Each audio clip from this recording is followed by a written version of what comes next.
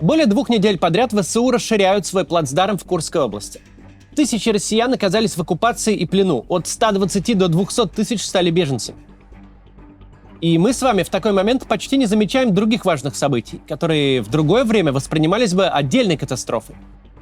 Каждая из них могла бы быть в центре внимания, если бы не украинская военная комендатура в Судже и не поток видеозаписей с 18-летними срочниками в плену ВСУ. Начнем мы, конечно, сегодня опять с событий под Курском, но затем постараемся расширить наш угол зрения и поговорить об остальном тоже.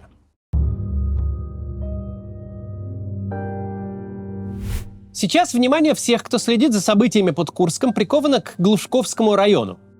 Там находится участок земли, зажатый между территорией Украины, украинскими войсками, стоящими в Курской области, и рекой Сейм. Снабжение российских сил на этом участке обеспечивалось по мостам через реку, но их уничтожила украинская артиллерия и авиация. А все быстро возводимые понтонные переправы через Сейм, судя по кадрам ВСУ, тоже ими быстро выявляются и разрушаются. Сейм совсем не Волга. Такую водную преграду можно легко преодолевать на лодке или вплавь. Однако речь идет не о перемещении отдельных людей и гражданских грузов, а о снабжении группировки войск, которая даже в период затишья требует поставок в десятки тонн ежесуточно, а во время боев в сотни и тысячи тонн. Такую вплавь не снабдишь. Каждому солдату еда на войне нужна в бешеных количествах. Расход калорий зашкаливающий. Вся без исключения военная техника, даже не бронированная, тоже прожорливая. Что уж говорить о бронетехнике. К примеру, основной бронетранспортер российской армии БТР-80 потребляет 100 и более литров топлива на каждые 100 километров. Чтобы оценить, сколько требуется боеприпасов в бою, достаточно привести такую статистику из американской военной литературы. По наиболее распространенным оценкам, которые в частности приводит американский военный историк и подполковник запаса Майкл Ли Леннинг, в Корее и Вьетнаме на одного убитого солдата противника приходилось от 50 до 200 тысяч выстрелов из стрелкового оружия. Несколько тонн патронов, чтобы поразить одного неприятеля. И это только патроны. Ежедневная потребность воюющих соединений в гранатах, минах, снарядах и ракетах достигает совершенно астрономических величин, если посчитать, сколько это все весит. В бою побеждает в первую очередь тот, кто обеспечивает большую, чем неприятель, плотность огня. А с тех пор, как винтовкам с продольно скользящим затвором пришли на смену автоматы, армии стали стрелять друг в друга не просто много, они стали выпускать друг в друга целые железнодорожные эшелоны металла каждый день, а то и каждый час. Где нет железной дороги, необходимы колонны грузовиков, бесконечно ездящих туда-обратно. А грузовикам нужны мосты.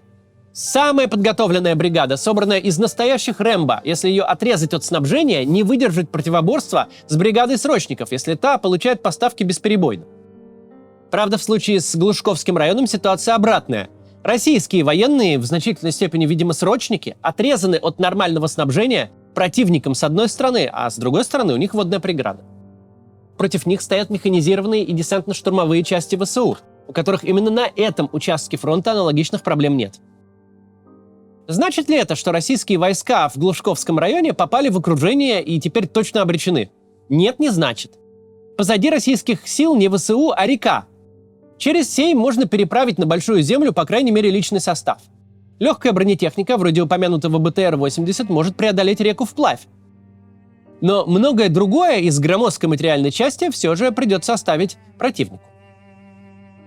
Стоит сказать, что организованный отход – это один из самых сложных видов военных операций. Отступающие должны действовать синхронно, отходить быстро, но последовательно, прикрывая друг друга с тыла. Преодолевая водную преграду, ни в коем случае нельзя устроить столпотворение, став идеальной мишенью для идущего по пятам противника. Все это исключительно сложно. В свое время остатки наполеоновской армии погибли, отступая через реку Березина. Но если у российских войск в Глушковском районе начнется дефицит боеприпасов, топлива и продовольствия, им придется отойти за реку. Уйти туда, где нет проблем со снабжением. И подарить ВСУ около 700 квадратных километров территории России. Для сравнения, сейчас в оккупации находится от 800 до более чем 1200 квадратных километров российских земель. Чтобы так же легко отвоевать потерянную территорию назад, нужно невероятное. Чтобы все украинские войска напрочь лишились инстинкта самосохранения и решили на занятом плацдарме не окапываться, а повесить гамаки и болтать о всяком, как в плохом кино о войне. Вряд ли такое произойдет. ВСУ будут зарываться в землю, да еще встанут вдоль реки, что поможет оборонять захваченное. Это пока просто рассуждение о возможном развитии событий. Не стоит также забывать, что соединения ВСУ, действующие в Курской области, ограничены в силах и средствах. Неизвестно, есть ли у соединений этих ресурсы, чтобы принудить российские войска к отступлению за Сейм. Будет ли у ВСУ достаточно солдат и техники, чтобы закрепиться в Глушковском районе? Тут пока непонятно. Поэтому посмотрим, что происходит в других регионах России. Ну а посмотрим после небольшой рекламы. США – это страна возможностей. Первая экономика мира. Одна из лучших стран для ведения бизнеса. Вот только переехать туда не так просто, как часто это рисует реклама.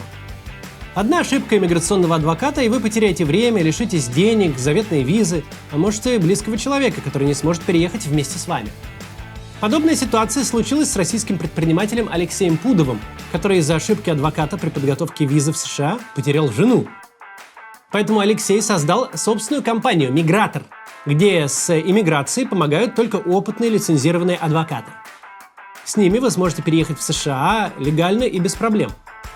А если у вас нет нужных критериев для получения визы, специалисты так вам и скажут до заключения договора. По какой программе вы бы не хотели переехать, будь то политическое убежище, рабочая виза, визы инвесторов, талантов или предпринимателя, вам понадобится помощь иммиграционного адвоката. И огромный плюс, если такой специалист может говорить на вашем родном языке. В «Миграторе» работают русскоязычные адвокаты с опытом от 10 лет. Они не только подберут вам подходящий тип визы, но и окажут полную юридическую поддержку, чтобы вы точно смогли переехать. А для моих подписчиков компания предлагает специальные условия. Гарантия результата будет прописана в договоре. Если специалист «Мигратора» на бесплатной консультации вам скажет, что вы под критерии визы подходите, и компания готова взяться за ваш кейс, значит петицию точно одобрят, ну или сервис вернет вам все деньги в полном объеме.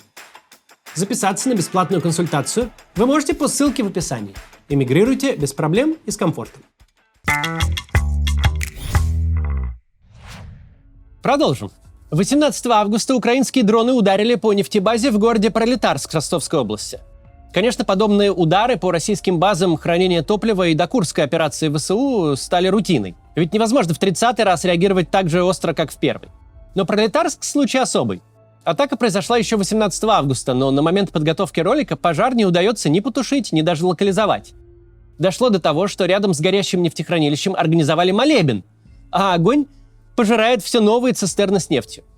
За время борьбы с ЧП пострадали 49 сотрудников МЧС, 15 из них оказались в больнице, 2 в реанимации. Один из ростовских спасателей, Владислав Гончаров, который, кстати, ведет свой профессиональный блог, в инициативном порядке начал сбор средств для помощи коллегам и тут же вызвал недовольство властей. Впрочем, властям тоже вскоре пришлось объявлять сбор гуманитарной помощи пострадавшим при тушении нефтебазы. Ситуация аховая и день ото дня только усугубляется. В Краснодарском крае в порту Кавказ был атакован железнодорожный паром с 30 топливными цистернами на борту. 22 августа 5-й по грузообороту порт России содрогнулся от взрыва. Пожар было видно за десятки километров. В итоге паром затонул. Погибло, надо сказать, штучное судно длиной аж в 109 метров. Совсем не абы какой кораблик. Не совсем ясно, что теперь будет с паромной переправой как таковой. Сообщается, что ВСУ уничтожили судно ракеты «Нептун». Это украинская противокорабельная ракета собственной разработки. Именно такой крылатой ракетой сухопутного базирования был потоплен флагман Черноморского флота крейсер «Москва». 22 августа также появились спутниковые кадры с разгромленным военным аэродромом Малиновка в Волгоградской области. Запад не дает Украине разрешения бить вглубь России дальнобойными ракетами, поэтому в аэродром полетели тихоходные украинские беспилотники. Они каким-то образом преодолели сотни километров, Волгоградская область ведь даже не граничит с Украиной. И ущерб, судя по спутниковым снимкам, такой, будто ангары, эллинги и открытые площадки не дронами атаковали, а прям бомбили. Примерно в это же время украинские беспилотники оказались в Подмосковье и аж в Мурманской области. К налетам на Москву мы уже привыкли, хоть это и звучит дико.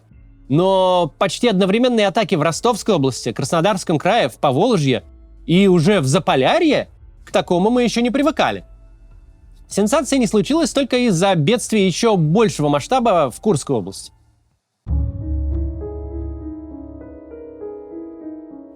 Война перешла на территорию России, но этот факт пока никак не повлиял или почти не повлиял на наступление российских сил на Донбассе. Метр за метром армия России продолжает штурмовать украинские поселки на Торецком и Покровском направлениях. В логике войны между двумя крупнейшими государствами Европы у подобных штурмов нет никакого стратегического смысла. Допустим, взяли штурмом Солидар. Потери убитыми и ранеными измеряются тысячами, а от города в итоге ничего не осталось. За Солидаром стоит город Бахмут, за Бахмутом Часов Яр, за Часовым Яром Константиновка. И между этими городами еще есть поселки городского типа, которые тоже надо брать ценой тысяч или десятков тысяч жизней.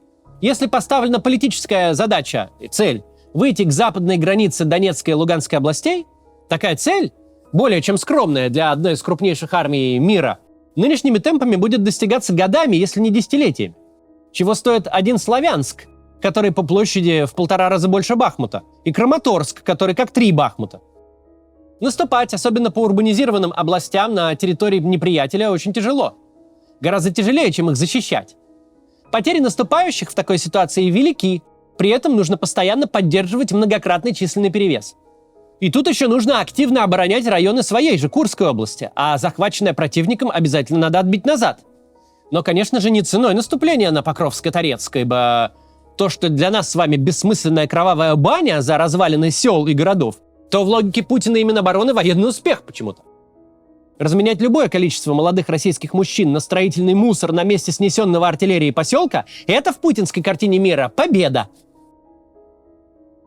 У них что не населенный пункт, то прям Рейхстаг, куда нужно воткнуть знамя. Иногда российская армия аж всерьез вручает своим знаменосцам копию того самого красного полотнища, которое поднялось над Берлином в 45-м. Ку-ку.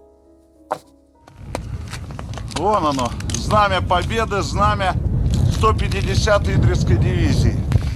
Вот она, наша Марьинка. Как параллельно решать две задачи? Завоевывать чужую землю и отвоевывать свою. Нужно откуда-то взять новую массу живой силы. Предлагать миллионы миллиардов как россиянам, так и жителям беднейших стран мира. Гнать в бой солдат-срочников, которые у Минобороны уже и так под рукой и юридически считаются военнослужащими. Провести новую волну мобилизации. Между всеми тремя вариантами вовсе не обязательно ставить союз «или», можно поставить «и». Оккупация районов Курской области Украиной и продолжающийся захват российской армии украинского Донбасса, сочетание этих двух событий заставляет вновь говорить о возможности новой волны мобилизации. Например, Bloomberg недавно написал статью, где пришел к выводу, что новая волна мобилизации не за горами. Следует здесь напомнить, решение для начала мобилизации чисто политическое. Никаких новых бумаг подписывать не нужно. Указ о мобилизации и так действует с 21 сентября 2022 года. Не требуется и что-либо объявлять.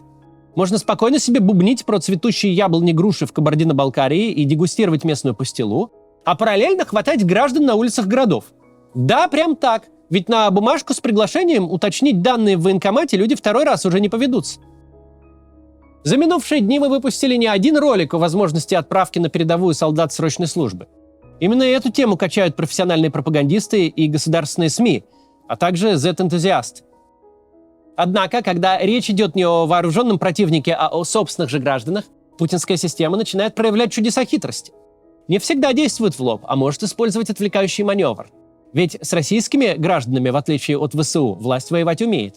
Может так случиться, что, переключая наше внимание на болезненную для многих россиян тему 18-летних срочников, система вновь возьмется за мужчин на гражданке, которые успели за 2 года расслабиться. Многие даже вернулись в Россию.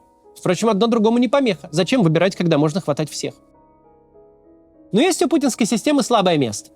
Не нормы морали и этики, а страх перед организованным отпором может остановить людоедов. Может быть, не так уж и сильно им нужны Торецк и Покровск, чтобы так из-за них рисковать. Посмотрим. В любом случае, время для любых российских мужчин сейчас опасное, и я в очередной раз хочу повторить то, что всем российским мужчинам надо выучить сейчас лучше, чем телефон скорой помощи или пожарной. Ни в коем случае не подходить даже близко к военкомату, даже не думать ни при каких обстоятельствах подписывать военный контракт. Тем более, если вы уже срочник в войсках, не ведитесь ни на какие уловки и ни в коем случае не подписывайте контракт, вернитесь домой после службы. В обычной жизни могут быть любые проблемы, от кредитов до безнадеги и проблем в семье. Но в обычной жизни вы будете живы, со всеми конечностями и без поехавшей крыши. Это намного ценнее, чем любые деньги. Это неправедная война, которую начала наша страна, и которую в любой момент наша страна может закончить, отказавшись от оккупации территории Украины. Курскую область ВСУ в таком случае немедленно освободит. И никто ни в кого не будет больше стрелять. На эту неправедную войну так или иначе могут попробовать вас затащить, а ваша задача — на нее не попасть ни в коем случае или вырваться. До завтра.